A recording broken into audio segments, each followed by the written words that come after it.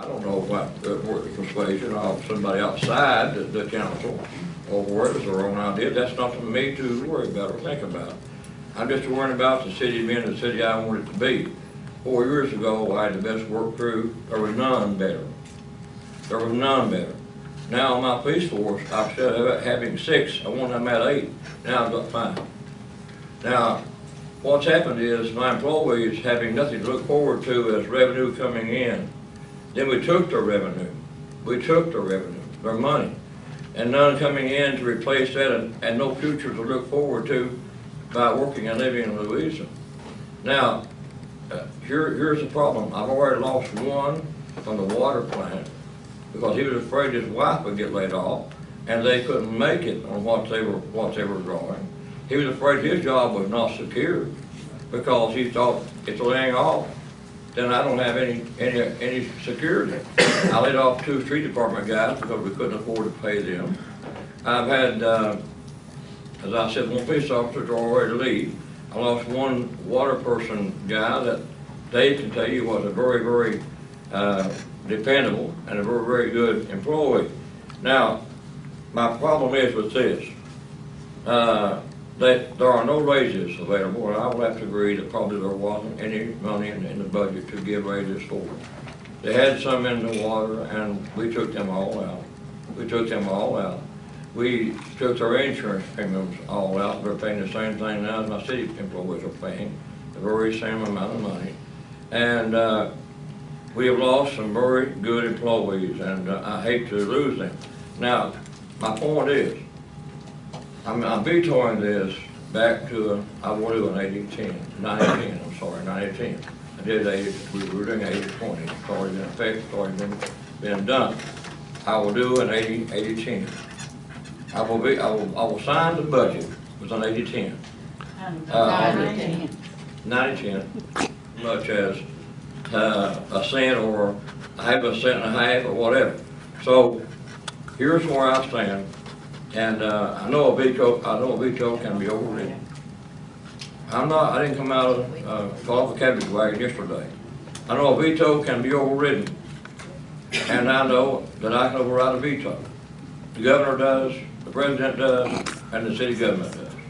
Because I do it in all good conscience toward my employees. Toward my employees. They're the ones that work here. They're the ones that make this city what it is. And right now, I've never saw the city of Louisa in such bad shape as it's in right now because I've only got 1 street employee now. I got 1 out there, or what he brought him home today, laying flat on his back, not knowing what the future holds for him at all, health-wise. Now I've got 1 street employee. So don't look for a lot of work to be done until we get something changed here. So now tonight, without saying more, I think I've said enough, I will veto the 20%, and I will sign the budget at 90-10%, and I guess it's up to the council to either amend the budget or override my veto, and it's up to the council at this point. Did everyone on the council get my memo on the relevant statutory section on overriding it? Just for the benefit of the audience members, the mayor can veto an ordinance, and when he does, the city council has the choice of overriding that veto. And this is not the entire statute, but this is part of it. It says no ordinance shall take effect without the mayor's approval unless it fails to return it to the legislative body within 10 days after receiving it, or unless the council votes to override the mayor's veto. Now, upon reconsideration of the ordinance not later than the 2nd regular meeting following its return, by an affirmative vote of 1 more than a majority of the membership. So that's how council, if they want to, can override the mayor's veto. 1 more than a majority of the membership, I think it's 5 people. It's fine. And whether you do it or don't, I know you all want to discuss it, and that's fine. Makes no difference to me. They want to want. It makes no difference to me. I was wanting to explain what they need to do. If you don't override the veto, then we are back to square one on coming up with another ordinance. Now, again, it makes no difference to me. I just work here, but that we would have to come up with another ordinance, another budget. And as with all budgets, it's got to be a balanced budget. And so that is the situation that we're in, but we do have to have a budget. Right now, we're operating without a budget. Under the law, that means we're operating under the old budget. Now, this has created confusion for me, and I think for Kathy and probably for Beth, because the council made an administrative directive that, you know, they hold out 20% insurance, 20% for the insurance premium, which is fine. That's council's call. What I have instructed the city clerk and the water clerk to do until we get this sorted out is to just go ahead, starting August 1, and hold out the 20%. Because depending on what happens, we don't want to have to play catch-up. So I guess the floor is open whether or not council's going to override the veto, and if they don't, then we got to come up with another budget. Well, with 10%? Well, just a minute, I'm not through, just two more things over here. Okay. So, what I'm worried about is that this just, what the 20% didn't just hurt the employee. It hurt the city of Louisville. You might say, what do you mean, Mayor?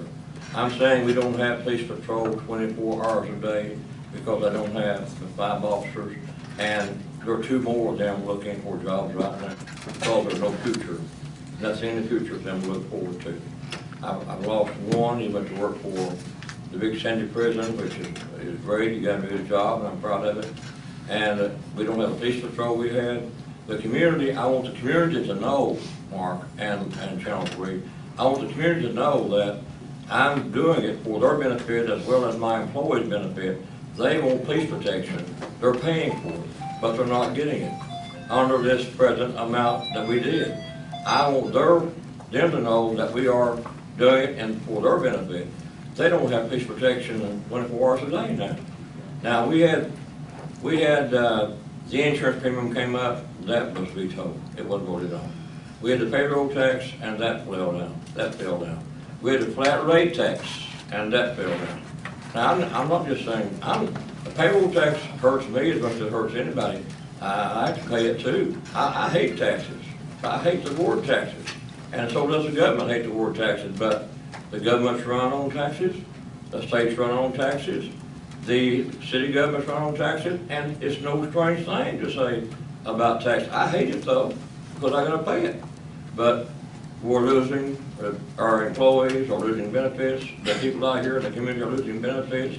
The street's awful out here. One guy with a weed eater and a lawnmower trying to load it up in his truck, and he has to put somebody have to load the lawnmower.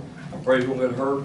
I got the grass, some places up to my neck. Cut somewhere else until we can come up with revenue. I'm trying to get that big count. We gotta pass the budget, no matter what, whether it's 10 or 20%.